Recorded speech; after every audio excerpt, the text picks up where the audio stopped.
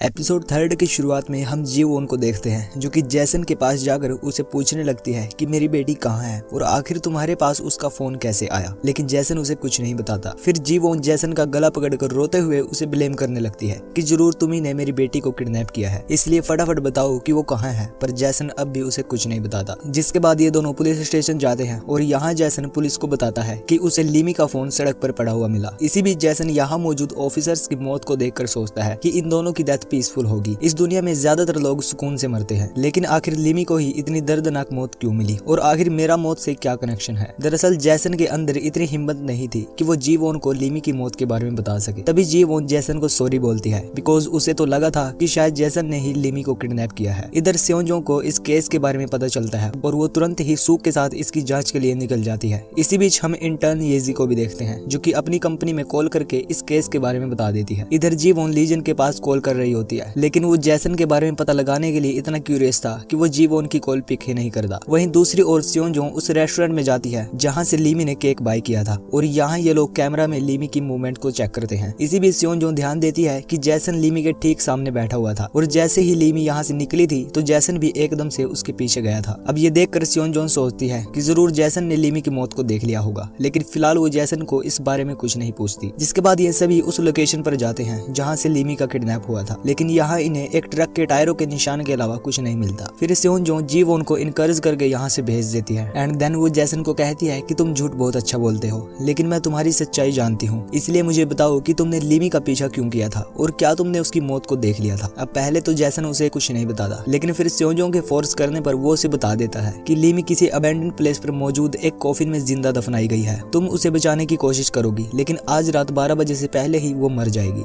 ये सुनते ही सेओंजोंग उसे पूछती है कि तुम्हें कैसे पता कि वो 12 बजे से पहले मरेगी। तो जैसन कहता है कि उसके पास एक फोन मौजूद है जो कि उसका नहीं है और उस फोन के टाइम के अकॉर्डिंग वो 12 बजे से पहले ही मर जाएगी, इसलिए तुम्हारे पास सिर्फ 2 घंटे 45 मिनट बचे हैं उसे बचाने के लिए। ये कहकर जैसन यहाँ से चला जाता है और फिर हम लिमी को देखते हैं जो कि उस कॉफिन के अंदर हेल्प के लिए चिल्ला रही होती है। तभी वो उस फोन को देखती है जिसमें किसी की कॉल आ रही थी। देन लिमी कॉल पिक करती है तो फोन पर मौजूद आदमी उसे कहता है कि मैं इस फोन का मालिक हूँ, तुम कौन हो, तुम्हें ये फोन कहाँ से मिला। तो लिमी घबराते हुए कहती है कि मुझे नहीं पता कि मैं कहाँ हूँ, मैं एक कॉफिन में बंद हूँ और ये फोन भी इसी कॉफिन में था, आप प्लीज मुझे बचा लो। लेकिन वो आदमी लिमी की बातों पर यकीन ही नहीं करता और कॉल कट कर देता है। जिसके बाद लिमी 911 पर कॉल करके इस बारे में बताती है, लेकिन बीच में ही कॉल कट हो जाती है। वहीं दूसरी ओर सेओंजोंग लीडर हान को इस केस के बारे में बताती है, लेकिन हान को जैसन पर यकीन ही नहीं था। सेओंजोंग उसे फोर्स करती है कि हमारे पास ज्यादा टाइम नहीं है और जरूर ये काम पिल्डो का ही है जिसकी वजह से मेरे फादर मारे गए थे, लेकिन हान उसकी बात सुनने को तैयार ही नहीं था। वो सेओंजोंग को कहता है कि हम बिना किसी एविडेंस के इन्वेस्टिगेशन नहीं कर सकते। इधर ये जी इस सब के बारे में ली जुन को बता देती है और साथ ही साथ वो ये भी बताती है कि इस सब के बारे में उस लड़के ने बताया है जो किसी की भी मौत को देख सकता है। अब ये सुनते ही ली जुन के होश उड़ जाते हैं बिकॉज वो ऑलरेडी पिल्डो को लेकर काफी ज्यादा एक्साइटेड था। जिसके बाद सेओंजोंग 911 कॉल सेंटर जाकर चेक करती है तो उसे पता चलता है कि लिमी ने कुछ देर पहले यहाँ कॉल की थी। देन ये लोग दोबारा लिमी को कॉल करते हैं और उसके साथ बात करते हैं। लिमी इन्हें बताती है कि कुछ देर पहले इस फोन पर किसी अननोन पर्सन की कॉल आई थी, बट मेरी उसके साथ कुछ खास बात नहीं हुई। अब उस फोन का IMEI नंबर ना पता होने की वजह से ये लोग लिमी की लोकेशन को ट्रैक नहीं कर पा रहे थे। फिर सेओंजोंग लिमी को इनकरेज करती है कि तुम टेंशन मत लो, हम तुम्हें बचा लेंगे। जिसके बाद सू सेओंजोंग को बताता है कि रिपोर्टर ली जोन को इस खबर के बारे में पता चल गया है और अगर हम लिमी को ना बचा पाए तो ली जोन तुम्हें इसका जिम्मेदार ठहराएगा और वैसे भी जैसन के अकॉर्डिंग वो लड़की मर जाएगी। जिस पर सेओंजोंग कहती है कि चाहे कुछ भी हो जाए मैं उसे बचाने की पूरी कोशिश करूंगी। वहीं दूसरी ओर ली जोन अपने असिस्टेंट पार्क को सेओंजोंग के पीछे भेज देता है ताकि इन्हें हर बात का पता चलता रहे और इधर सेओंजोंग अपने सीनियर को बताती है कि जरूर पिल्डो ने ही लिमी को किसी अबैंडोनेड फैक्ट्री में दफन किया होगा बिकॉज उसके पास्ट वाले केसेस में भी वो ऐसे ही करता था। अब सभी ऑफिसर्स मिलकर इस केस की सीरियसली इन्वेस्टिगेशन करने लगते हैं एंड ये एपिसोड यहीं पर खत्म हो जाता है। तो गाइज आपको क्या लगता है, क्या सेओंजोंग लिमी को बचा पाएगी? ये हमें जल्द ही नेक्स्ट एपिसोड में पता चलेगा।